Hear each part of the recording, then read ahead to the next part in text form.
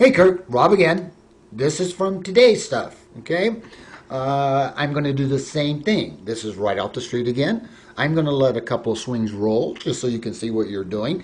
We can even, from this position right here at your setup, I can tell you it's 100% improved. You've got a nice knee flex. Your back is much more straight, so your spine angle is intact. So it's going to allow us to rotate around that axis pretty well. So I'm going to let this roll, may or may not stop and interject. If I don't, I'm going to bring us right back to this point, and then we'll discuss some of the things we talked about today. Okay? So here we go.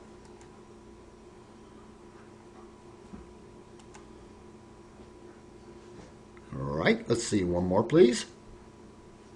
And again, this is when we're working with the driver, so setup's going to be a little different and stuff, and we talked about that later on.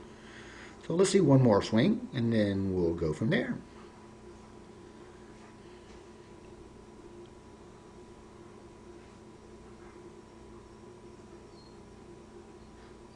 All right, good. All right, let's take us back to the very beginning. And let me cheat you up to right when we're getting ready to pull the trigger. And I want you to notice several things. Okay, as we've always talked about, setup's the very first thing we look at. And we're going to look at your knee flex first. Now, if I were to take from here to your knee and bring you down, you're exactly on the balls of your feet. Good work. Remember you were out on your toes before? Now you're on the balls of your feet. Very nice. This red line is going to indicate your weight distribution in the balls of your feet. Also, I'm going to use a red line to indicate your spine angle. If we come up through here and get your spine angle, look, you're about 3 inches off of perfect. Okay? So as we talked about, the last thing you may want to think about right before you pull the trigger is chin up. When you bring that chin up, that's going to move your head backwards, and it's going to allow plenty of room underneath your chin for the left shoulder to travel unimpeded, which is going to keep that left arm straight and not allow us to bend it. Anytime we bend it, again, it's a manipulation, which becomes a timing issue, because if we bend it, we have to unbend it.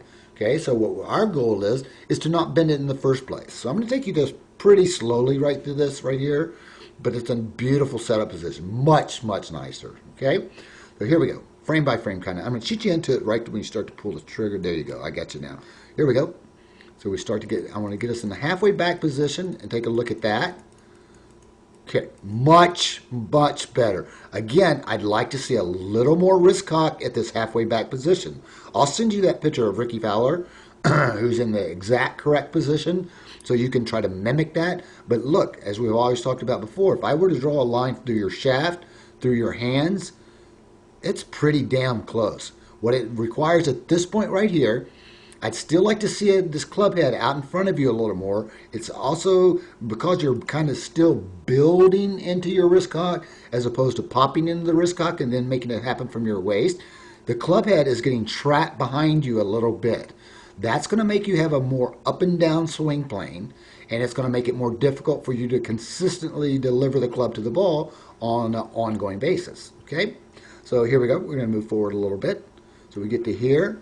Okay? Notice now, stop you. Look what we got right here. Completely opposite of what we had before. Now your chin is above your shoulder plane. Look how straight that left arm is. Okay?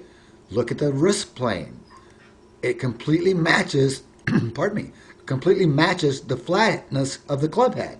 Now your right elbow is tucked in more against your right side, which now when we start to unwind or just drop the club and release our hips or spin our hips into the golf swing, now we're going to make more of a body swing as opposed to the arm swing you were just making before. You were hitting that golf ball primarily with just your arms.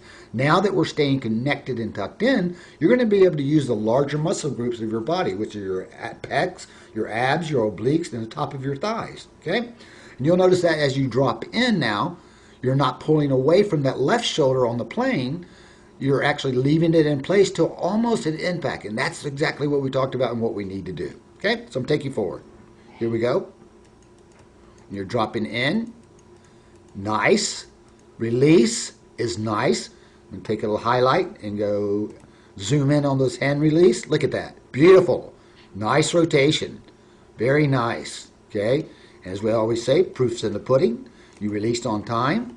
And that's going to give us a pretty much of a square club face. We're a little bit off to the right, but not much. You're going to be in the right side of the fairway. You're not going to be right out of bounds like you were in the beginning. Okay? I think we could play golf like this all day long, my friend. Okay, now I want to see the finish continuing. Again, I liked your finish from the very beginning, so I don't foresee any problem with this. It's because we're going to, at this position, again, I love the way you kept your head down, not chasing the ball. That's going to, chasing the ball, as we talked about, creates a high left shoulder, a low right shoulder, and is going to tend to make you want to hook the ball to the left. Okay, so you're staying behind that very nicely. Here we go. We're going to come all around to finish. And again, love the finish. Love it, love it, love it. Okay, so here we are. If I get you all the way around, that is ideal, my friend. You have recocked your wrist, and I want to move all this stuff out of the way and look at the vertical right foot. That tells me 100% of your weight has transferred from your right side to your left side. That means you've used your entire body weight to compress that golf ball, which is going to equate to a much, much longer drive. All right? So let's move up again. This is after we did a little more work. Now, look how nice and perpendicular this right foot is.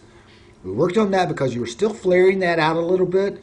The tendency is when you flare that right foot, Kurt, is to overswing. The reason we flare the left foot out is to allow us to get through the golf ball and make a complete swinging motion.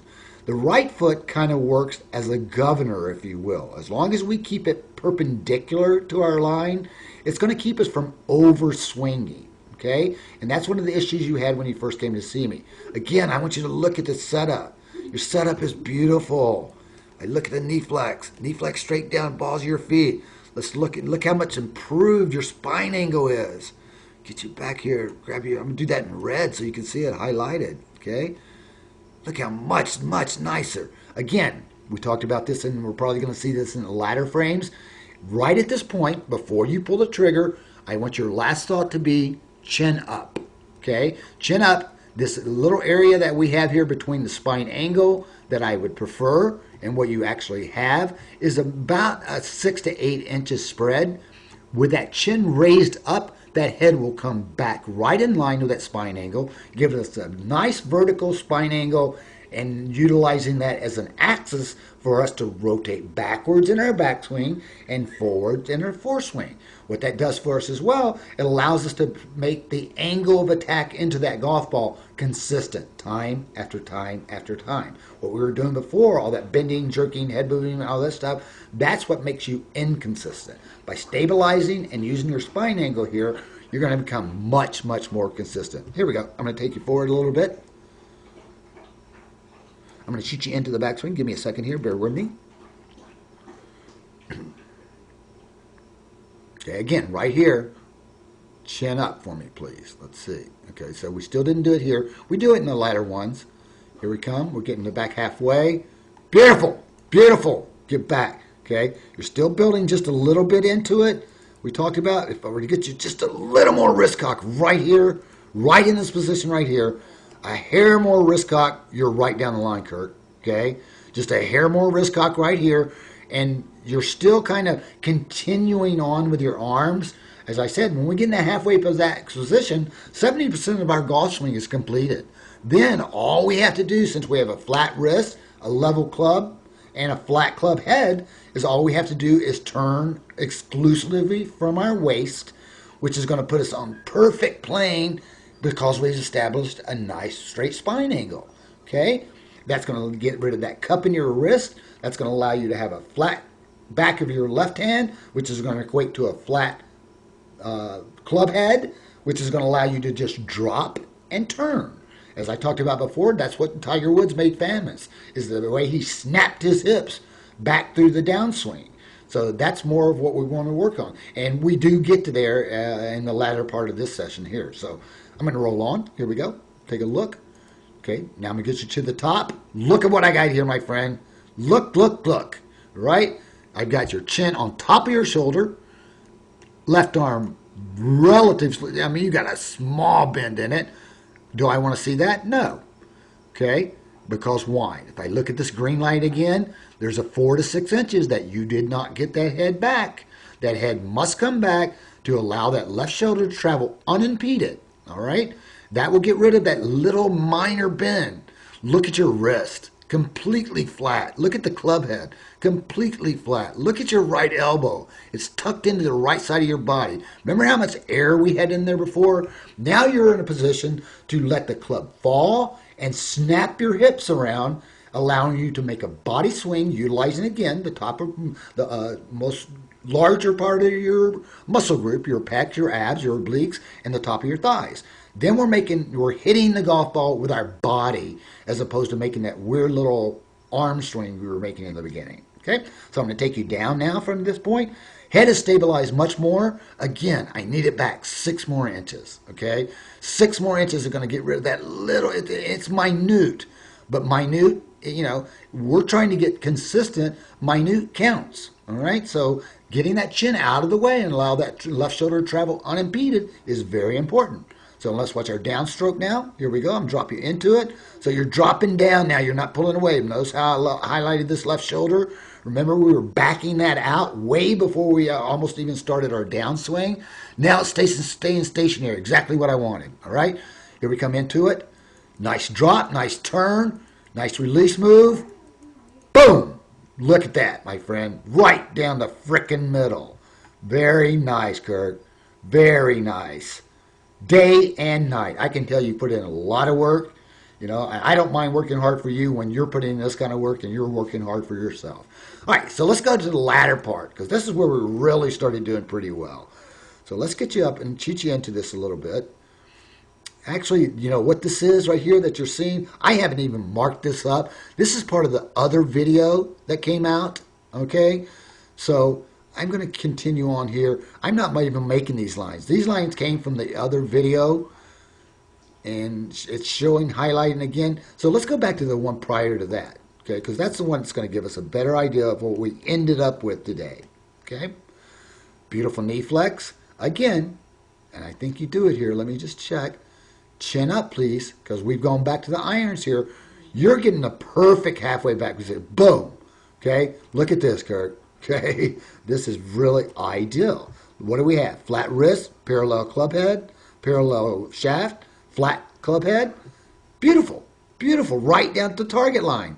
We talked about it. Golf is all only a matter of geometry and physics. Geometrically, right now, you are set up to make a beautiful golf swing. Okay, spine angle is stabilized, head is stabilized, knee flex has stayed into it. You're starting to rotate as opposed to raising your hands now. You're rotating your waist, pardon me. So you're rotating your waist back into the backswing and then snapping it forward in the downswing while just dropping your hands as opposed to pulling the club. Very nice, my friend. Here we go. Take you back, get to the top. Going to get you back to the top. Here we go. Get you back to the top, and I'm going to stop.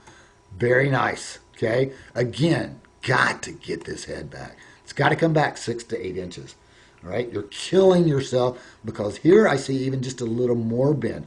And when you bend it like that, we've talked about the lever system. When you bend it like that, you're going to get more air between that right elbow and the right side. That's going to make you tend to want to make an arm swing. And we've got to get away from that. So right now, I want you working on getting this head back in line, getting a straight or more perpendicular spine angle, and allowing that left shoulder to travel unimpeded underneath your right chin. Much, much better. Okay, let's take a look at the downswing from here. We're going to proceed on. Very nice. Stabilize the head. Okay, it's stabilized now. Remember how it was popping forward? You've come back in, right elbow's tucked into the right side. We come in, we deliver the club, we rotate our hands. Boom! Right over the damn center of the cup. You cannot hit it any better than that, my friend. That's what I got for you. Okay? Keep up the good work. I appreciate your business, number one. I appreciate, second, your time. I appreciate your patience for me getting this video out to you. And right now, I want to wish you a great big warm aloha.